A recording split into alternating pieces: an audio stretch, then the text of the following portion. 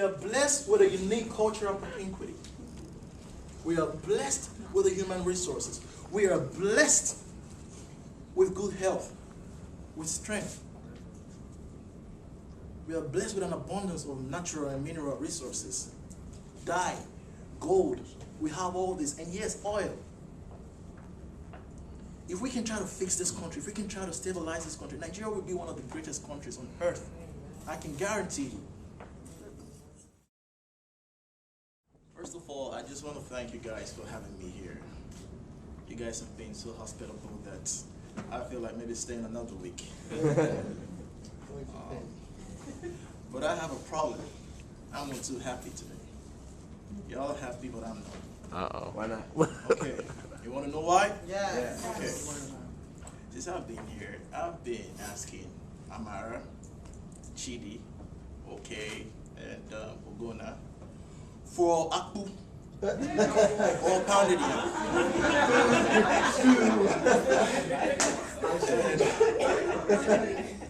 I have used several methods. I've been a little subtle, like, these guys do Akpu here. And all I hear is burger and yogurt. I'm not a burger, I'm an Akpu man. I'm a typical Nigerian. If you notice, I look weak. I look kind of weak right now. I'm not strong. The strength is not there that I need. So pardon me if I don't even talk right. Okay. All right. I bring greetings from Canada. And I want to state my... Anyways, give yourself a round of applause for being hot. We were taught yesterday. Let's go. Again. Thank you. I'm one of those that can't speak Igbo, but I'll learn. So, it's a profound honor to be in your presence today. I couldn't be anywhere else but here with you, my brothers and my sisters, Nigerians, and Nigerians, quarter Nigerians or half Nigerians, depending on how patriotic you are about being a Nigerian. I'm a Nigerian, full blood. I love Nigeria with all of my heart. And what I want to do is invite the organizers of this event to the stage. I'd like to do something, so I'm if you mind coming up to the stage. Okay.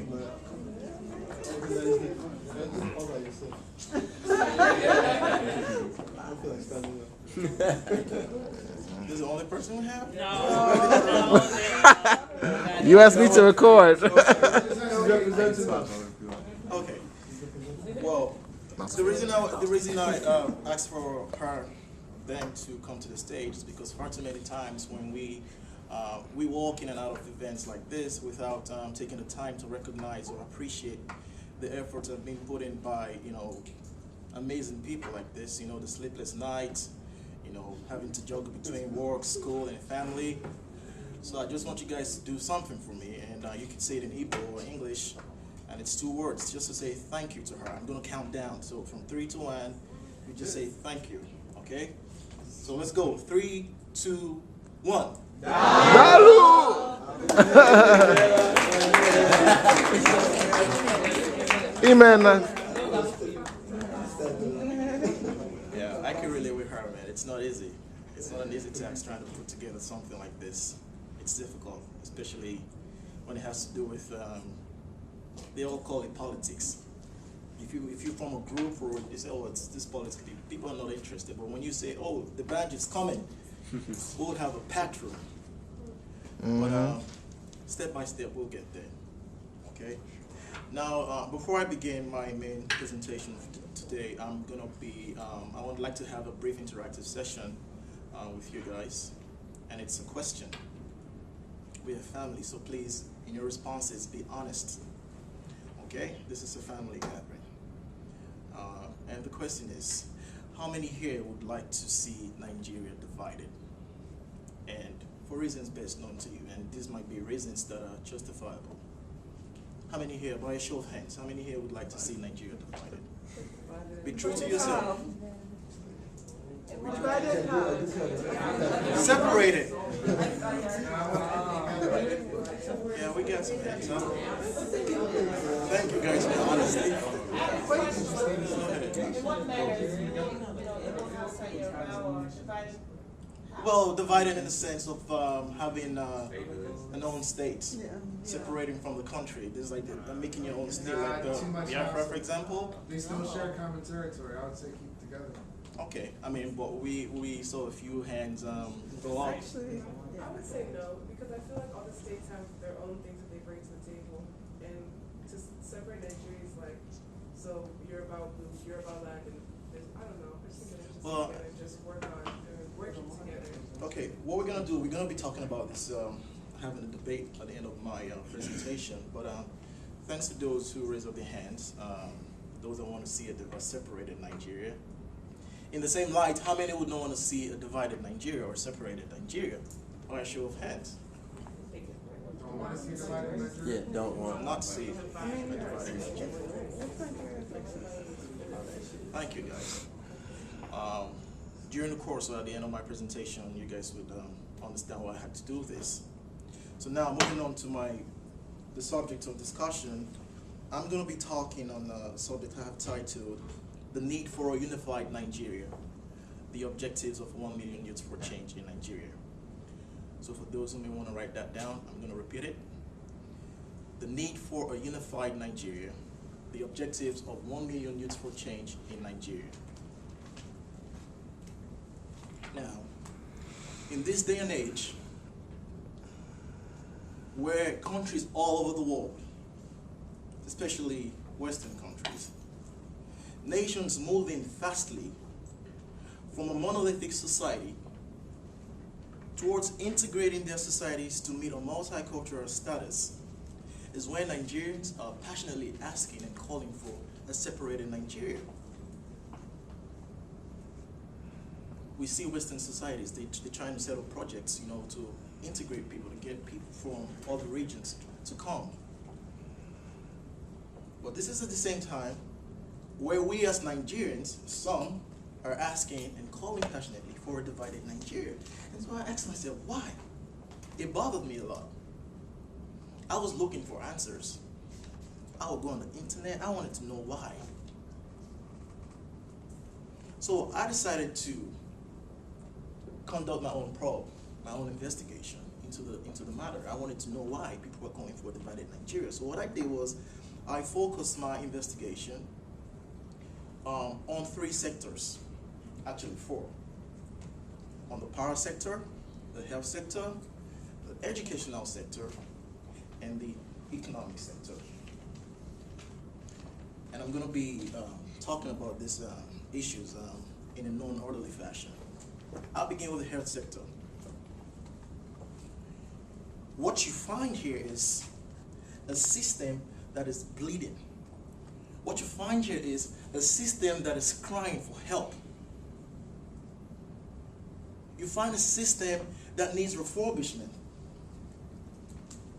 There are no good hospitals in Nigeria, especially government-run hospitals. We call them general hospitals in Nigeria, for those of you that grew up in Nigeria. The only place where you could go to get at least a decent degree of medical attention are private hospitals. But the government-run hospitals, nothing.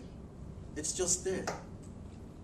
When you walk into some of these hospitals, what you're greeted by are, you're greeted by some of the patients who you see outside, some of them in the drips, trying to get some fresh air because they cannot bear the heat in their rooms and even the stench.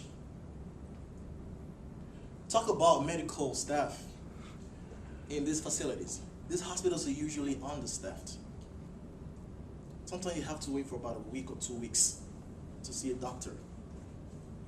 And the nurses, I don't even know, maybe the ones that I've met through my investigation, I don't even know if they have what they call manners. You go, you say you want to see a doctor, they say, I beg, I don't do, I don't know, if you come back next week, they're not even looking at you. And some of these patients are patients whose lives depend on a simple surgical or medical operation to get a shot at life. But where are the equipment? No medical equipment at these hospitals. You see operating rooms at the doorpost of some of these hospitals without any operation taking place. We enjoy a fairly decent healthcare service here. In Canada, health is free. I could just walk into any, unlike the United States, I'm not trying to diss you guys, but I could wake up, if I feel I have a back pain, I could just stroll into a doctor's office and say, oh, check my back, there's something wrong with my back. You know, what can I take to eat something? And you know, I don't even have to bring a dime. This is what happens. But our brothers and sisters over in Nigeria they only can dream of these luxuries that we have. They only see themselves getting well in their dreams, not in reality. And when we go back home, we're even scared to shake them. We're like, what's wrong with you? All this scabs and all this disease. I don't want to touch you. So what you see here is, you find out a people who are angry at the system. The system has terribly failed them. You see anger, you see resentment, you see frustrations. So I stopped there, I moved into the educational sector. And here what you find is there are thousands and thousands of our brothers and sisters graduating from post-secondary institutions every year. If there's one family value that the Nigerian family shares, education is one. It doesn't matter the social status or the financial status of your parents. They will do all it takes to make sure you go to school. So you see the students graduating from school, they have answered the call that the system has mandated for them. They have answered the call. They have gone through school. And you got to understand, in Nigeria, the school calendar is not the way we enjoy it here. We know by September school resumes, January, April, we're done. In Nigeria, these people have to go through years of back-to-back strikes. Sometimes having to sit back at home for like maybe 2 years or a year. Growing old, some of them, the parents are like, when are you going to find something to do? You've been in my house chopping my food. I'm spending all my money on you. I'm tired, eh? If you cannot find school, go and look for a job. Graduating in the thousands from post-secondary education, only to be faced with the sad reality of what the system has in store for them, which is no jobs. No jobs. These people, they have thrived, they've excelled in education, they have graduated, only to be faced with the sad reality that the system has in store for them. No jobs. Some of them have to wait for 5 to 10 years before even having a job. Not a job in their area of expertise. You see some of them driving taxi cabs. And while we're chilling at the back, you say, oh, what do you do? You say, I'm an engineer, I have 2 degrees. So, oh, are you driving a taxi? You say, what can we do now? It's the system. Some of these people come from families where not only their parents, even their extended families had to join hands and coalesce with their parents to sell properties, to see them through school. So you can imagine the hope. I'll let my son go to school and graduate and then, come back and put a smile on our faces. So you find students who go through 5 years, 10 years, 15 years of school getting old. And then, when we go to visit, we're like, yo, what's up, man? What's happening? I'm chilling, I got my car, I got my house. Yo, it's hot here, man. And they looking at us like, oh, good for you.